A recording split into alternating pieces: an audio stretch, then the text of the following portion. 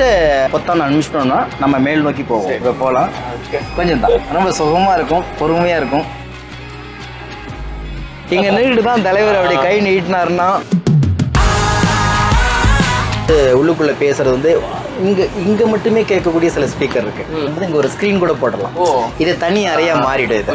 ஆமாம், யாரோ ரொம்ப தூரத்தில் ஒடியாராங்க, வண்டியை சுற்றி வடதுபுறம் இடதுபுறம் வலதுபுறம் வராங்கன்னா கூட எங்களுக்கு தெரிஞ்சிடும். ஒரு ஆஃபீஸ் செட்டப். ஆஃபீஸ் இது அப்படியே நடமாடும் ஒரு அலுவலகம். ஆமாம், சற்று நேரம் கூட அவர் வந்து எப்போதுமே படுத்து ஓய்வு எடுத்தது இல்லை. அடுத்து என்ன, அங்கே என்ன, அது என்ன, அது என்னன்னு கேட்டுக்கிட்டே இருப்பார். கூட இருக்கிறவங்க சும்மா இருக்கவே முடியாது.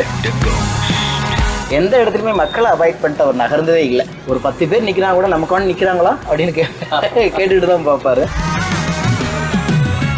நோட்டுக்கும் ஓட்டுக்கும் சீட்டுக்கும் இன்னைக்கு கூட்டு சேர்ந்துட்டு இருக்கிற காலகட்டத்தில் இந்த நாட்டுக்காக எங்களுடைய அர்ப்பணிப்பை தரணும் ஒரு மனிதன் வராருன்னா அதை ஏற்றுக்க மனசு இல்லாதவங்க அரசியல் அரைக்குறைகள்னா குறை சொல்லலாம். அதை பற்றி நம்ம பேசவே வேண்டாம். அண்ணா வணக்கம். வணக்கம். நல்லா இருக்கீங்களா? நல்லா இருக்கு, சிறப்பாக இருக்கும். ரொம்ப சந்தோஷம் உங்களை பார்க்கறதுல. சொன்ன மாதிரி மக்கள் நீதி மையத்தினுடைய பிரச்சார வாகனம் கண்டிப்பாக. அதை எங்களுக்கு என்னெல்லாம் இதுல வசதிகள் இருக்கு அப்படின்றத சொல்லி காமிங்களே. நாயகன் மீண்டும் வரா, எட்டு திக்கும் பயந்தானே.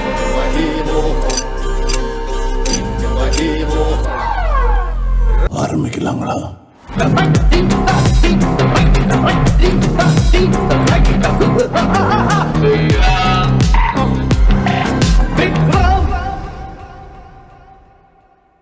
வண்டி வந்து என்னால் மறக்க முடியாத வண்டி முதல்ல. ஏன்னா பார்த்தீங்கன்னா நம்ம ஊருக்காக இருக்கட்டும், நம்ம ஊர் படைகளாக இருக்கட்டும், மக்களுக்காக இருக்கட்டும், இதை பார்க்கும்போது ஒரு உற்சாகம் எங்களையுமே ஒத்து அப்படியே எங்களை வந்து தொத்திக்கும். அந்த உணர்வோடு நாங்கள் அந்த வண்டியை இன்னிலேருந்து மறுபடியும் 24க்கான வேட்டையில் நாங்கள் தொடங்குகிறோம். லட்சக்கணக்கான மக்களுக்கு மத்தியில் நம்ம ஒரு எந்திரிச்சு அப்படி நிற்கும் போது இதோட கம்பீரம் வேறு மாதிரி விரியும். ஒரு ராஜாளி வந்து இறகை திறக்கிறது மாதிரி இருக்கும். அந்த காட்சி ரொம்ப அழகாக இருக்கும் இந்த வண்டியில். சொன்ன மாதிரி வாகனத்தோட முகப்பு அப்படின்றதே ரொம்ப அற்புதமாக இருக்கு. எனக்கு உள்ள என்னெல்லாம் சிறப்பு இருக்குன்னு காமிக்கிறீங்க? தாராளமாக வாங்க, கண்டிப்பாக.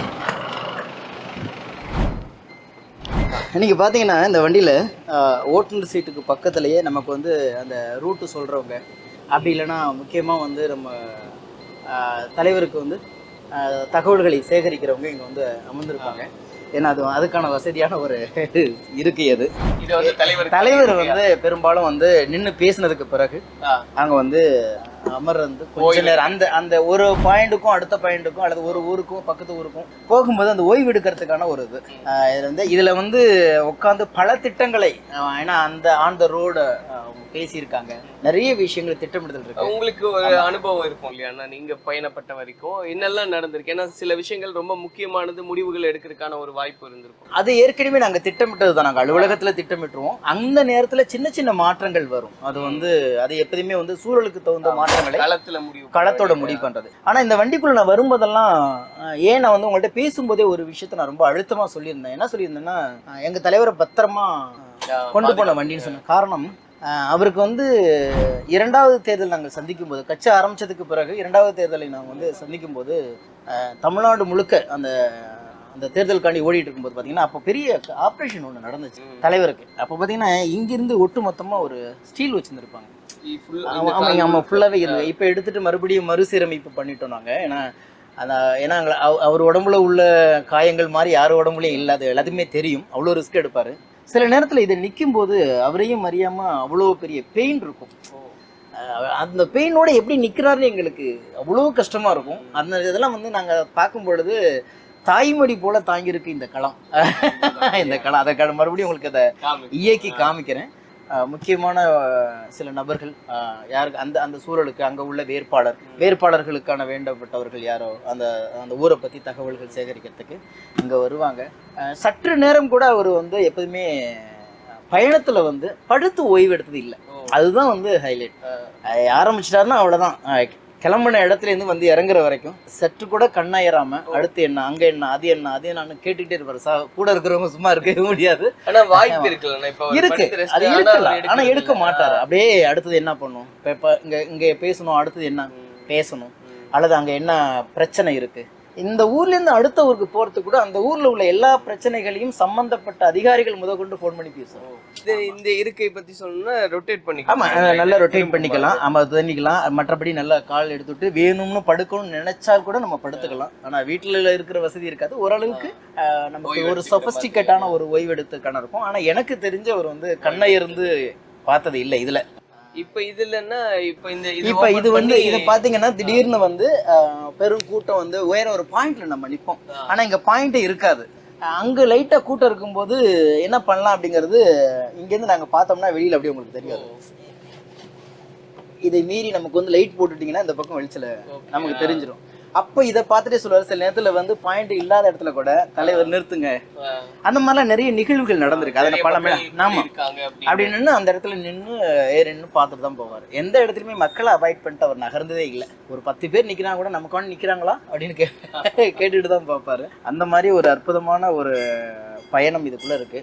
அதுக்கு அடுத்தது வந்து இங்க வந்து நமக்கு ஓய்வறை, அந்த கழிவறை. அது அங்க வந்து ரொம்ப ரொம்ப ஹைஜெனிக்கா எல்லாமே வந்து எப்பயுமே அதை மெயின்டைன் பண்ணும். அது வந்து இருக்கிற இடத்துலையும் சரி, அவர் இங்கேயும் சரி, தூய்மையில வந்து ஒரு மாதிரி பண்ண முடியாது. ஆனா இப்போ வந்து வெளியே நடக்கிறது எல்லாம் தெரியுற மாதிரி இங்க சிசிடிவி எல்லாம் இருக்கு வாகனத்தை சுத்தி. ஆமா, அதையும் கண்காணிச்சுக்கிட்டே தான். ஆமாம், ஏன்னா இங்க உட்காந்துட்டு அவர் பாக்குறதுக்குன்னே வசதியா அந்த பக்கம் நாங்கள் வச்சிருக்கோம். என்னன்னு கேட்டீங்கன்னா இதுல என்னன்னா, பொதுவாக வந்து என்னன்னைக்கு லேட்டஸ்ட் கார் வந்தாலும் முன்னாடி தான் அந்த ஸ்கிரீன் இருக்கும். எங்க அதோட எல்லா கனெக்ஷனையும் கொண்டாந்து இங்க வச்சுட்டோம். முன்ன பின்ன இங்க என்ன நடக்குதுங்கிறதும் இந்த வண்டியை சுத்தி என்ன நடக்குதுங்கிறது தெரியும். ஆமா, சில பேர் வந்து இந்த வண்டியை நோக்கி ஓடி விடுமா இல்லையா, ஜன்னல் பாப்பாங்கன்னு சொல்லையா, அது வந்து லைவா பாக்குறது. ஆனா இங்க உட்காந்துட்டு யாரோ ரொம்ப தூரத்துல ஓடியாராங்க வண்டியை சுத்தி, வடதுபுறம் இடதுபுறம் வலதுபுறம் வராங்கன்னா கூட எங்களுக்கு தெரிஞ்சிடும். அப்போ முக்கியமாட்கள் சில நேரத்துல பாத்தீங்கன்னா ரொம்ப முக்கியமா இருப்பாங்க ஊர்ல. நடுநிலைமையாளர்கள், சேவையாளர்கள் நிற்பாங்க. அவங்க என்னன்னா அந்த கூட்டத்துக்குள்ள வந்து பார்க்கறதுக்கு யோசிப்பாங்க, ஆனா பார்க்கணும்னு ஆசைப்படுவாங்க.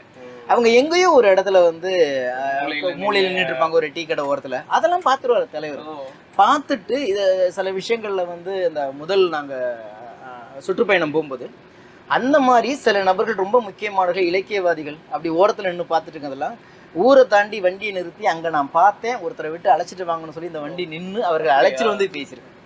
அந்த பண்பெல்லாம் வந்து தலைவருக்கு நிகர் தலைவர் தான். அது வந்து அந்த மக்களை வந்து அவ்வளோ அழகா வந்து அன்பு செலுத்துறதுல வந்து இது அதுக்கு பெரிய ஒரு ஹெல்ப். எங்களுக்கு தேவைப்பட்டா இதை நாங்கள் இப்போ என்ன எல்லாத்துக்குமே நிறைய டெக்னாலஜி வந்துருச்சு, டிவி, டேப்பு, நோட் புக் எல்லாம் வந்துருச்சு. இருந்தாலும் தேவைப்பட்டா இதை டிவியாவும் மாத்திக்கலாம். ஆமா, சொல்லும்போது இங்க மக்கள் நேரடியா சந்திக்கும் போது மனசை விட்டு சில விஷயங்களை இங்கதான் நிறைய பகிர்ந்துக்க முடியும். ஏன்னா அடுத்த காலத்துக்கு போனா வேற ஒரு பிரச்சனை காதுக்குள்ள வந்துடும்.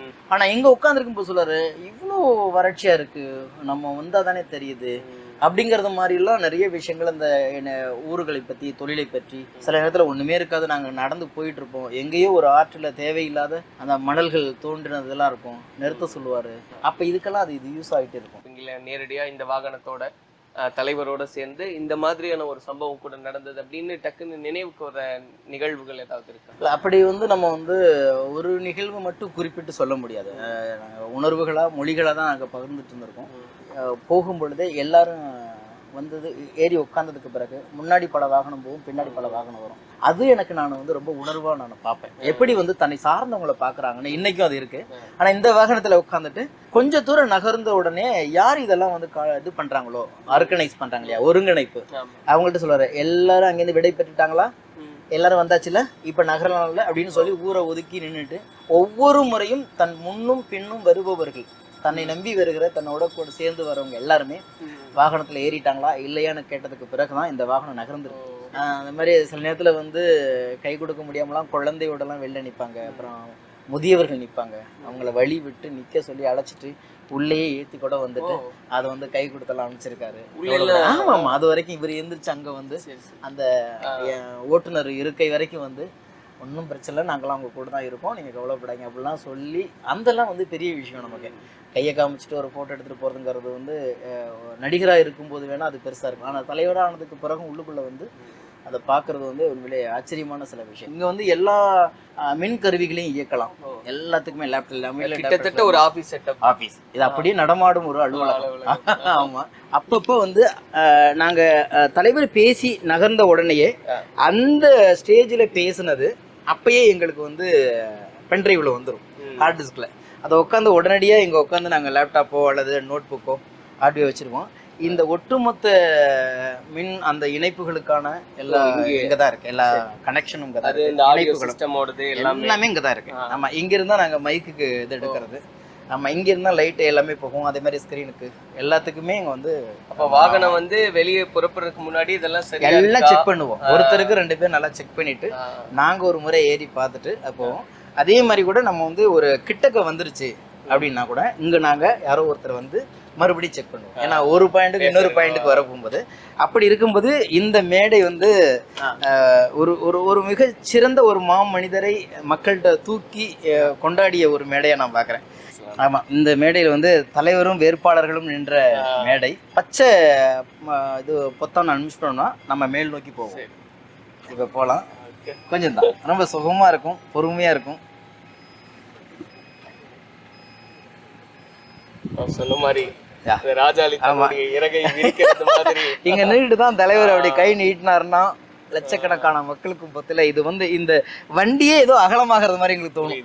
இதுல என்ன கூட பாத்தீங்கன்னா இதை சுற்றிலும் நம்ம வந்து வெளிச்சம் அவரு வந்து நல்லா தெரியணும்னு போட்டிருப்போம்.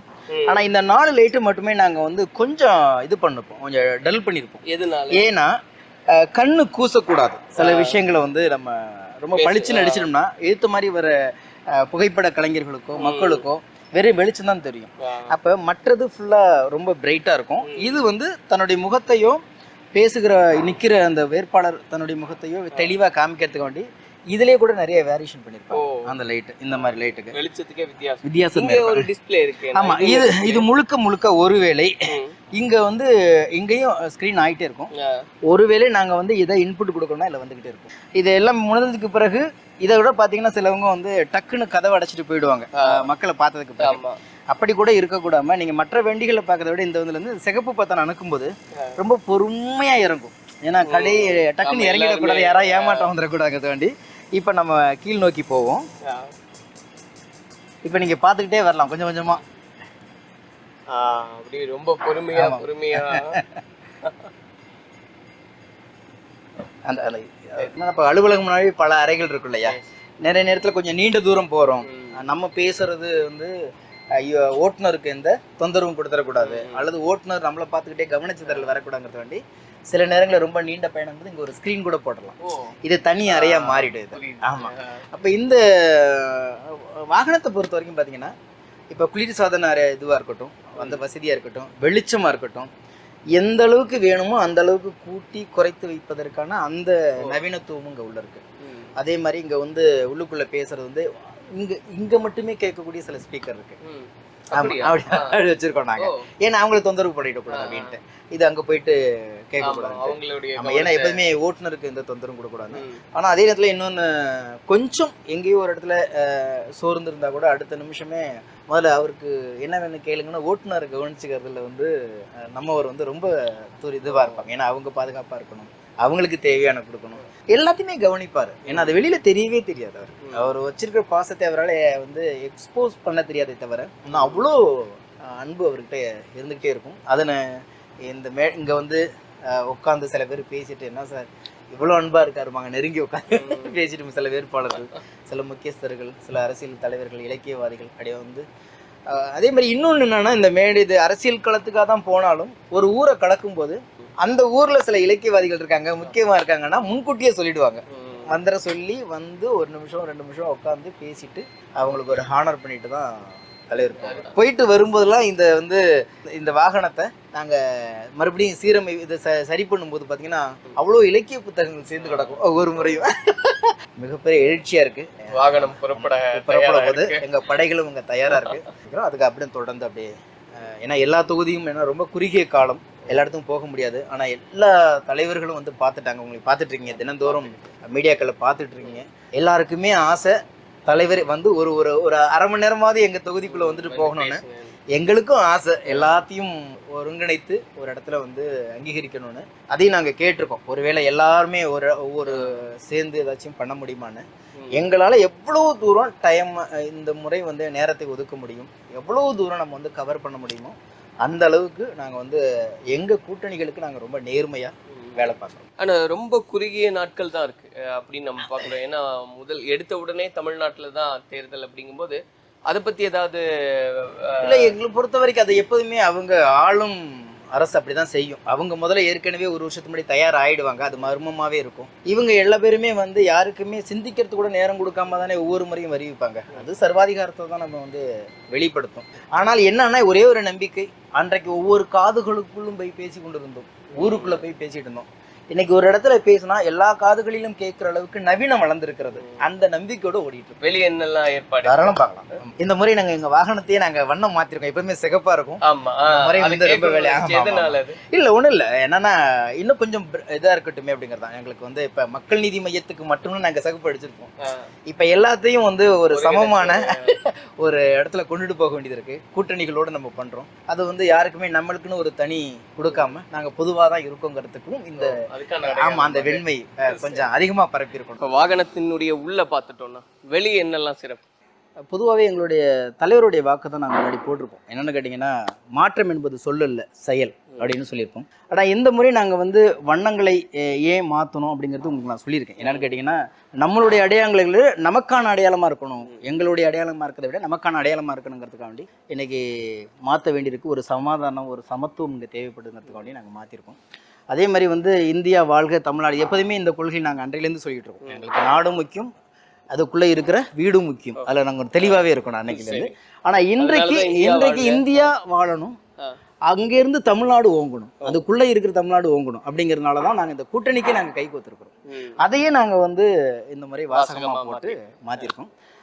பொதுவாக வந்து இந்த இந்த இந்த கம்பீரமான அந்த வண்டிக்கு ரொம்ப அழகே வந்து எங்கள் தலைவருடைய ஆமாம் ஆமாம் ஆமாம் அவர் எப்போது சிறப்பு இருக்கானா இந்த படம் தான் இல்லை அப்படி இல்லை, நாங்கள் திட்டமிடுறதான். அதெல்லாம் வந்து தலைவர் இதெல்லாம் தலையிடவே மாட்டார். நாங்கள் சொல்கிறோம் எங்கே சொல்லுவார். நாங்களே பொதுவாக வந்து தலைவர் வந்து உறக்க சொல்லுகிற வார்த்தை, தலைவரை பார்த்து நாங்கள் உறக்க சொல்லுகிற வார்த்தை வந்து நேர்மையான கொம்பன்கிறது தான். எந்த இடத்துலையுமே எதுவாக இருந்தாலும் எடுத்த அந்த செயல்பாடுகளில் நாங்கள் பின்வாங்காமல் இருக்கிறோம். அந்த வகையில் வந்து இந்த பார்க்கும்போதெல்லாம் எங்களுக்கே அறியாமல் போடா அப்படிங்கிற மாதிரி தோணும், வரதை பேசிக்கலான்னு தோணும். ஒரு நம்பிக்கை திமிரு வரும் இதெல்லாம் பார்க்கும்போது எங்களுக்கு. அதுக்கான அடையாளம் தான். ஆமாம், இதெல்லாம் வந்து அதிகமாக சோசியல் மீடியாவில் பகிரப்பட்ட படங்கள். அதனால பார்க்கும் பொழுதே மக்களுக்கு நிறைய பேர் போகும்போதே தலைவர் போறாருங்கிறது தெரியணுங்கிறதுக்காக தான் அவருடைய படங்களை நாங்கள் முன்னிறுத்துறது. இப்போ வந்து இது நாலாப்புறமும் ஸ்பீக்கர் இருக்குல்லன்னா, அதே போல வெளிச்சத்துக்கு எல்லா பக்கமே வெளிச்சம் இருக்கும். மக்கள் இப்போ நான் வந்து சில பேர் பார்ப்பாங்க, கீழே வந்து நமக்கு வெளிச்சம், மேலே நிற்கிறவங்களுக்கு வெளிச்சம் இருக்குமே தவிர கீழே உள்ளவங்களுக்கு தெரியாது. ஏன்னா அது வந்து அந்த இடத்துல சூழலில் போட்டிருக்க வெளிச்சத்தை காமிப்பாங்க. அப்படி இருக்கக்கூடாது. நம்ம முகத்தை அவங்க எப்படி பார்க்குறாங்களோ நாம அவங்க முகத்தை பார்க்கணுங்கிறதுனால வேண்டி அதெல்லாம் வந்து தலைவருடைய ஆலோசனை. அவங்களும் அவங்களுக்கான முகமும் நம்மளை பார்த்து அவங்கள பார்த்து பேசணும்.